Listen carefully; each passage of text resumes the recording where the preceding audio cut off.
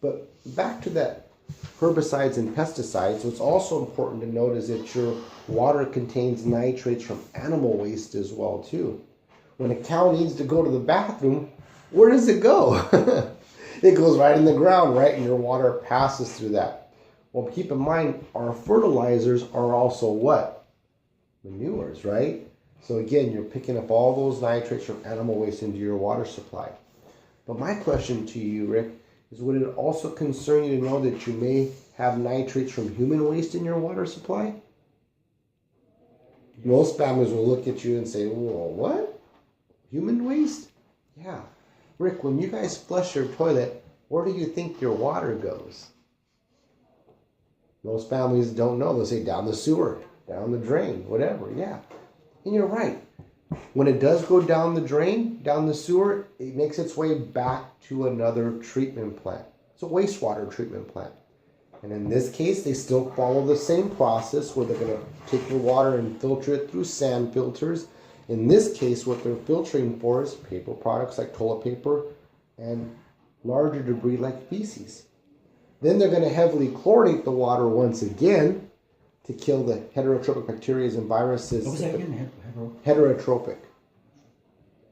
Heterotrophic viruses and bacteria that come from the feces, and then they're going to discharge it back into large bodies of water once again so that water can re-enter the water table.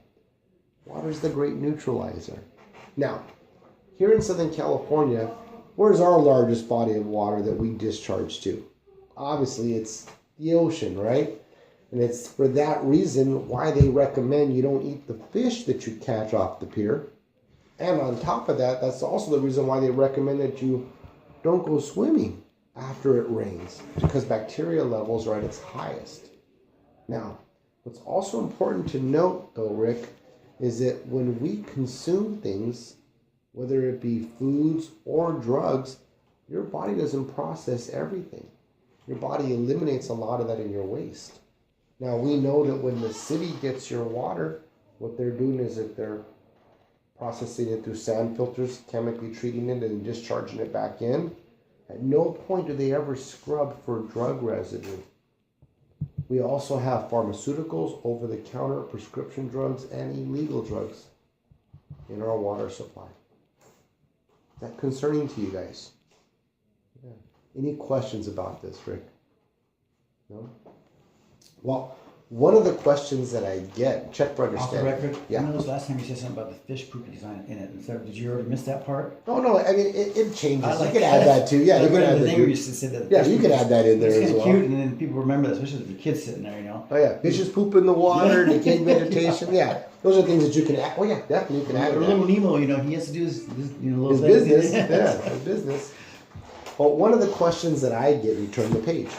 One of the questions that I get quite a bit, Rick, is people want to know, they say, Gil, hold on a second. You're telling me that the city, the state, and the federal government are aware of this and no one's doing anything about it? Because if that's the case, it sounds like a conspiracy theory. Maybe I should call my congressman, you know, and get them involved. Rick, one of the things I definitely want to assure you is that there is no conspiracy. The reality is the reason why no one's doing anything about it is because, to be quite frank with you, Rick, we're not their largest customer. 90% of the water that gets harnessed by the water company goes to commercial and industrial customers. That's amazing. I never knew that. That's amazing to me. We're using the majority of our water for farming, for irrigation, for parks and recreations, for fighting forest fires, for creating energy. Only 10% of the water that the water company harnesses goes to home use. And out of that 10%, the majority of that water, Rick, is being used for three things. They're using it to clean with, right, to bathe with, right, and also to flush with. Right. The reality is that nobody is drinking from the faucet anymore. Right. Our generation was the last generation that got a cup, went to the faucet, we drank from it. Everybody drinks bottled water now. The bottled water industry has become so big that it now produces $13 billion a year in sales. That's billion with a B. Again, the reality is if the water company did filter your water to a higher degree, that cost would be so astronomical, and you could point right there that it would be like a second mortgage payment.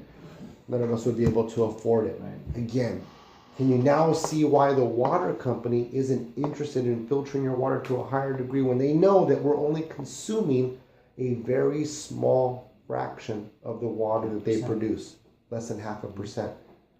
Again, and that 0.5% is being used when we're rinsing our fruits and vegetables, when we make our coffee, Right. or when water's coming out of the fridge. Right. Other than that, again, we're not using it. I thought about that a lot when I was reading that, because you get, a house payment, what it costs to have it that good, can you imagine that? It's gonna be too expensive. Yeah, so that's amazing. And again, you follow up, and you now see why the water company doesn't do more. They simply don't need to. Right. We're not consuming it. Exactly. Now, Rick, what I want to do is I want to categorize your water into 3 grades. Okay, there's your utility grade, working water, and life support. Let's start with utility grade. That's not going to be important for us to filter at all. Okay, that falls under that 90 percentile. Trick or treat time, want some candy? Little break. I love candy. Yeah. You shouldn't eat that. I'm going to eat it after. Thank you so much. You're welcome. That utility water falls under the 90%. That's water that's being used to water the lawn or wash down the patio. Okay, not important for you to filter. 90%? No, utility grade. Okay. This 90%, this utility grade falls under the 90%. Okay. Okay? So these are with the home, what they're doing in a home, right? Right. These ones 3, right? I mean, this is the 10% right here, right? No. Remember, Okay.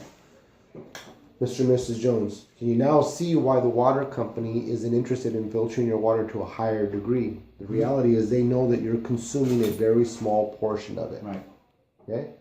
Now what I want to do is I want to categorize this water into 3 grades for you so you know which water is important to filter and which water you can leave alone. Okay? Let's go ahead and start with utility grade. Utility grade is that water that you use to water the lawn and wash the driveway down, things of that nature, all that exterior use. That's not important to filter. Let's leave that water alone. What is important to filter is this working water, because this working water is directly related to this 10%. It is this 10%. This is the water that we're cleaning with, bathing with, and flushing with. And again, keep in mind, this is the water that little Johnny is bathing in. Okay? But even more importantly, Mr. and Mrs. Jones, we want to make sure that we purify your life support water, because that is the water that you're consuming. Any questions so far? No, I like the little Johnny one. That's good. Yeah. It's right home. At that point, they say no. No questions. Go ahead and put your system on hold right now. Okay.